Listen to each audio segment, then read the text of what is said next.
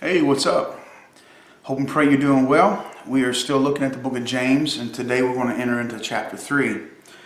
Now, I probably could have broken this up into 2 different episodes, dealing with the first 12 verses in this episode, and then maybe grabbing a hold of 13 through 18, because the first 12 verses are definitely dealing with the tongue and what we say and how it's connected to our heart.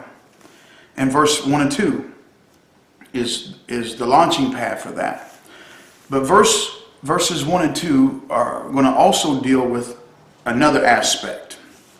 And I think that it would be remiss of me not to isolate verses 1 and 2 and deal with a beautiful truth that is presented there. And so let us just get on into that, chapter 3, verses 1 and 2, and I'll show you what I'm talking about. James said, "My brethren, be not many masters, knowing that we shall receive the greater condemnation. For in many things we offend all. If any man offend not in word, the same is a perfect man, and able also to bridle the whole body." So see there, he's talking about the tongue. But the context, we back up to verse 1. It's a little bit confusing if you're reading the KJV, like I love the KJV, and that's what I read from. But it can be confusing sometimes, and one of the reasons is like this verse here, verse 1, "My brethren, be not many masters." Well, in our understanding in English, in modern English, a master is someone that has servants and slaves, or it could even possibly be someone that is at the apex of skill, a master of something. But it doesn't mean either one of those.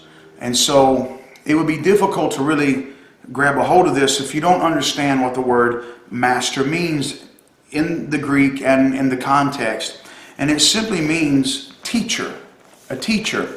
And so let us back up and read it again. He says, "My brethren, be not many teachers."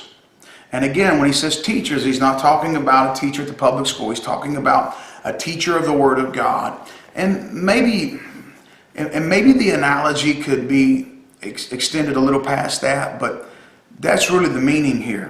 And this is what he says. He says, be not many teachers. There shouldn't be, in other words, don't covet to have all these teachers.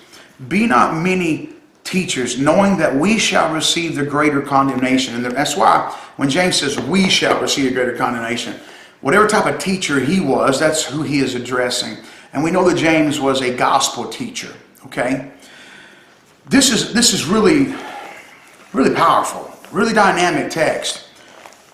It's telling us some powerful things about teachers and preachers of the gospel, people that are standing in the forefront. The first thing is, he is addressing that be careful about desiring to be a teacher or a preacher of the Word of God.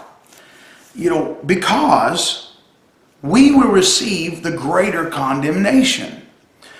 Man, and it's not so much anymore. In fact, you hardly ever hear of anybody being called to preach these days. But there was a time that pretty much every young man that got saved jumped up and said he was a preacher.